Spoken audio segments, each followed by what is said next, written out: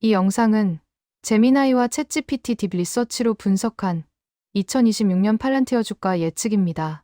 2025년 한 해 정말 고생 많으셨고요. 2026년에는 다 같이 부자 되는 한 해가 되길 바랍니다. 안녕하세요. 리치투게더 TV입니다. 오늘 이 시간에는 팔란티어의 미래에 대해 속 시원하게 파헤쳐보려고 합니다. 최근 주가가 정말 롤러코스터를 타면서 어떤 분들은 마음 졸이셨을 테고 또 어떤 분들은 짜릿한 수익을 맛보셨을 텐데요. 그래서 더 궁금하실 겁니다. 과연 2026년 팔란티어는 어디를 향해 달려가게 될까요? 오늘 그 뜨거운 논쟁의 핵심으로 바로 들어가 보겠습니다. 지금 월스트리트의 분위기를 딱 두 마디로 요약하면 바로 이겁니다. 한쪽에서는 팔란티어를 보고 이건 AI 시대의 새로운 마이크로소프트다 라며 엄청난 기대를 하고 있고요. 다른 한쪽에서는 아니야, 이건 그냥 제2의 닷컴 버블일 뿐이야 라면서 아주 차갑게 경고하고 있죠. 정말 극과 극의 평가가 엇갈리고 있는 거예요.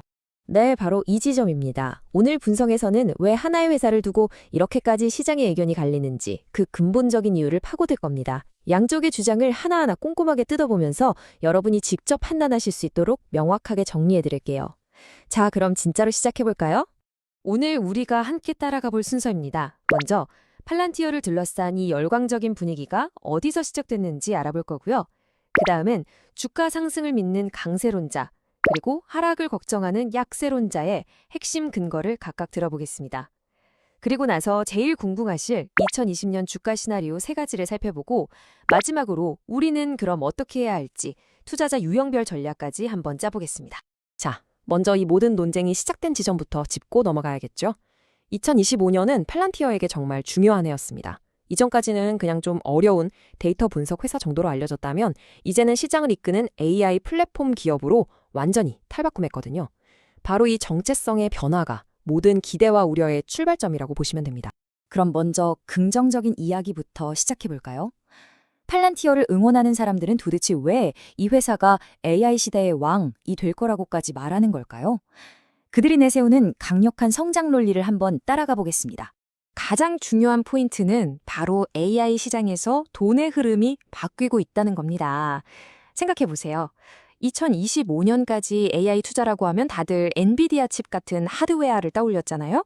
그런데 이제 그 거대한 자금이 진짜 가치를 만들어내는 소프트웨어, 그리고 애플리케이션 쪽으로 옮겨오고 있다는 거죠. 팔란티어가 뛰고 있는 바로 그 운동장으로 말입니다. 그리고 팔란티어에게는 아주 강력한 비밀 무기가 있습니다. 바로 AIP 부트캠프라는 건데요. 이게 뭐냐면 예전에는 몇 달씩 걸려서 영업하고 계약하던 걸 완전히 뒤집은 거예요. 고객들을 딱 1일에서 5일 동안 모아서 자, 여러분 데이터로 직접 AI 한번 만들어 보세요 하고 체험시켜주는 거죠. 판매에 걸리는 시간을 말도 안 되게 줄여버린 정말 혁신적인 전략입니다. 자, 그래서 이 부트캠프 전략 결과가 어땠을까요? 정말 놀랍습니다. 2025년 3분기에요. 팔란티어의 미국 상업 부문 매출이 들어보세요. 무려 121%나 성장했어요. 121%요. 이건 뭐 그냥 마케팅 좀 잘했다 수준이 아닌 거죠. 실제로 돈을 벌어들이는 아주 강력한 성장 엔진이라는 걸 숫자로 그냥 딱 보여준 겁니다. 팔란티어의 사업 구조를 보면 아주 안정적입니다.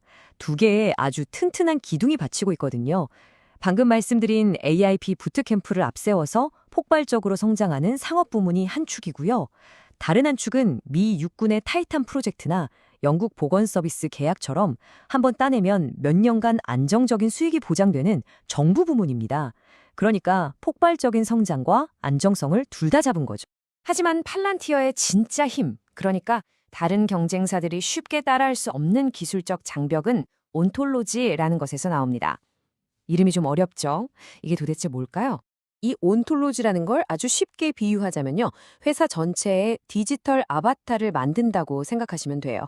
그리고 AI한테 이 아바타를 어떻게 다뤄야 하는지 아주 상세한 사용 설명서를 쥐어주는 거죠. 그러니까 AI가 이건 뭐지? 하면서 엉뚱한 소리를 하는 이른바 환각 현상이 없어지는 거예요. 더 중요한 건 그냥 글만 쓰는 AI가 아니라 이 설명서를 보고 실제로 공장 기계를 돌리거나 재고를 주문하는 진짜 일을 할 수 있게 된다는 겁니다. 이게 바로 게임 체인저죠. 그리고 이렇게 빠르게 성장하는 동안 회사가 흔들리지 않도록 단단하게 받쳐주는 기반이 바로 이 정부 계약입니다. 예를 들어 미 육군의 차세대 AI 타겟팅 시스템인 타이탄 프로젝트나 영국 전체의 의료 데이터를 다루는 NHS 계약 같은 것들이요. 이건 한번 계약하면 수년간 안정적으로 돈이 들어오는 대규모 사업이라서 팔란티어라는 기업의 투자 리스크를 확 낮춰주는 아주 든든한 안전판 역할을 해주는 겁니다. 자, 지금까지 정말 장밋빛 미래에 대한 이야기를 들어봤는데요. 하지만 투자는 항상 동전의 양면을 봐야겠죠. 이제는 반드시 필요한 현실 점검 시간입니다. 팔란티어를 걱정하는 사람들은 어떤 위험 신호를 보고 있는지 우리도 균형 잡힌 시각으로 한번 냉정하게 살펴보겠습니다. 팔란티어에 대해 부정적으로 보는 사람들이 공통적으로 던지는 가장 핵심적인 질문은 바로 이겁니다. 그래, 좋은 회사인 건 알겠다. 그런데 솔직히 너무 비싼 거 아니야? 맞습니다. 바로 이 고평가 논란이 팔란티어 투자를 망설이게 하는 가장 큰 장벽이죠. 왜 비싸다고 하는지 이 숫자를 보면 바로 이해가 됩니다.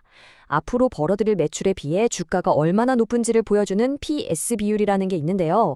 팔란티어는 이게 무려 35배에 달합니다. 쉽게 말해 1년 동안 벌어들일 돈의 35배 가격의 주식이 거래되고 있다는 뜻이에요. 경쟁사인 스노우플레이크가 18배, 마이크로소프트가 11배인 걸 감안하면 이건 정말 압도적으로 높은 수치입니다. 그리고 과거의 역사가 우리에게 주는 교훈도 무시할 수 없습니다. 역사적으로 PS 비율이 100배를 넘었던 소프트웨어 기업이 70개 있었는데 이 회사들의 주가는 결국 고점 대비 평균 79%나 폭락했습니다. 역사는 이런 엄청난 고평가 상태가 영원히 지속되기는 어렵다는 걸 계속해서 보여주고 있는 거죠. 결국 이 모든 비싼 주가에 대한 논쟁은 이 두 가지 철학의 충돌이라고 볼 수 있습니다. 강세론자들은 AI는 완전 새로운 세상이야. 과거의 잣대로 평가하면 안 돼! 라고 외치고 있고요. 반면에 약세론자들은 아무리 그래도 역사는 반복되는 법이야 라고 맞서고 있는 형국입니다. 비싼 주가 말고도 우리가 염두에 둬야 할 리스크들이 몇 가지 더 있습니다. 첫째, 마이크로소프트나 데이터브릭스 같은 공용 기업들이 이 시장에 본격적으로 뛰어들면 경쟁이 지금보다 훨씬 더 치열해질 거라는 점. 둘째, 회사 내부 임원들이 계속해서 자기 주식을 팔고 있다는 건 어쩌면 그들조차 지금 주가가 좀 비싸다고 생각하는 신호일 수 있다는 점. 마지막으로 창업자 몇몇에게 의결권이 너무 집중되어 있어서 일반 주주들의 목소리가 제대로 반영되기 힘든 지배구조도 분명한 리스크입니다. 자, 그럼 이제 가장 궁금해하실 시간입니다. 지금까지 살펴본 모든 긍정적인 요소와 부정적인 위험들을 다 고려했을 때 과연 2026년 팔란티어의 주가는 어디쯤 가 있을까요? 가능한 미래를 세 가지 시나리오로 나눠서 한번 그려보겠습니다. 세 가지 시나리오를 생각해 볼 수 있습니다.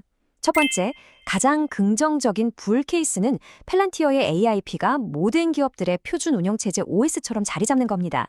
이 경우 주가는 $250에서 $280까지도 갈 수 있습니다. 두 번째, 가장 현실적인 베이스 케이스는요.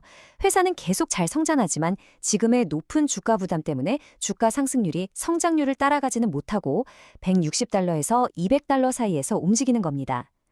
마지막으로 최악의 베어 케이스는 성장세가 꺾이고 AI 시장 전체에 조정이 오면서 주가가 $50에서 $100까지 크게 하락하는 가능성입니다. 실제로 월스트리트 전문가들의 목표 주가를 봐도 이 불확실성이 그대로 드러납니다. RBC 같은 기관은 목표 주가를 $50로 아주 낮게 잡고 있는 반면 $255 이상을 부르는 아주 낙관적인 전망도 동시에 존재하죠. 한마디로 전문가들조차 의견이 극명하게 갈리고 있다는 뜻입니다. 자, 그럼 이렇게 의견이 분분하고 미래가 불확실한 상황에서 우리 같은 개인 투자자들은 어떻게 해야 할까요? 마지막으로 이 불확실성을 헤쳐나가기 위한 투자자 유형별 대응 전략을 함께 고민해 보겠습니다. 물론 이건 투자 조언은 아닙니다. 그냥 여러분의 스타일에 맞춰서 이런 시나리오를 생각해 볼 수 있다는 거죠. 만약 여러분이 좀 안정적인 걸 좋아하신다, 보수적인 투자자시라면요. 굳이 지금 서두를 필요는 없겠죠. 분기마다 나오는 실적 보고서 딱 보면서 아, 정말 잘하고 있구나 확신이 들 때 들어가도 늦지 않습니다. 반대로 좀 더 과감한 투자를 즐기시는 분이라면요. 시장이 좀 출렁일 때, 그럴 때마다 조금씩 나눠서 사는 거죠. 리스크도 줄이고 평균 단가도 낮추는 전략입니다. 마지막으로 이미 팔란티어 주식을 갖고 계신 분들이라면요. 매일매일 주가에 일희일비하기보다는 이 회사가 그리고 있는 큰 그림, 그 장기적인 비전을 믿고 쭉 지켜보는 게 중요하지 않을까 싶습니다. 결국 팔란티어의 미래는 완전히 새로운 시대의 서막일까요? 아니면 역사는 반복된다는 교훈을 다시 한번 확인시켜주는 사례가 될까요? 이 질문에 대한 여러분의 생각은 어떠신가요? 오늘 분석이 여러분의 현명한 투자 결정에 작은 도움이 되었기를 바랍니다. 저희는 더 깊이 있는 분석으로 다시 돌아오겠습니다. 리치투게더 TV 구독과 좋아요 잊지 마세요. 감사합니다.